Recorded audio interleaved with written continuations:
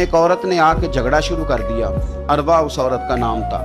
اسے آ کے حضرت سعید بن زید سے جھگڑا شروع کیا کہ یہ جو مکان ہے نا آپ کا، اس میں اتنی جگہ میری ہے۔ اور کہہ کسے دیا؟ اسے، جن کے اعمال کے صحیح ہونے کی گواہی مدینے والے رسول نے عطا فرمائی۔ اس نے کہا جناب یہ مکان میں میرا حصہ ہے۔ اب حضرت سعید بن زید رضی اللہ تعالیٰ عنہ فرمانے لگے یہ زمین اسی کو دے دو، ختم ہو گئی بات۔ شریف آدمی کیسے جھگڑا کرے؟ تو آپ کے اہل خانہ کہنے لگے حضور آپ اسے کیوں دے رہے ہیں؟ فرمایا تم دے دو۔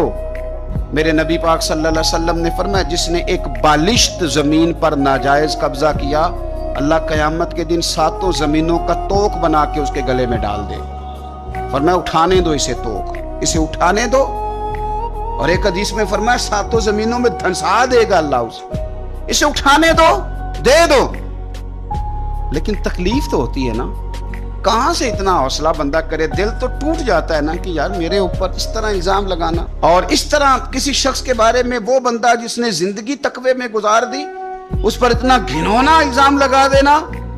اب حضرت سعید بن زید نے نا لوگوں کو کہہ دیا دے دو، لیکن جب تنہا گئے تو دل ٹوٹا ہوا تھا، کلیجہ پھٹا ہوا تھا، طبیعت پریشان تھی، ہاتھ اٹھائے، کہا اللہ سچائیاں بھی تو جانتا ہے، جھوٹ بھی تو جانتا ہے، ظاہر چیزوں کو بھی تو جانتا ہے، چھپی ہوئی کو بھی تو جانتا ہے۔ اللہ اگر یہ جھوٹی ہے تو اسے اندھا کر دے، اور اللہ یہ جو زمین اس نے مجھ سے لی ہے نا پھر اس میں اس کی قبر بنا دے۔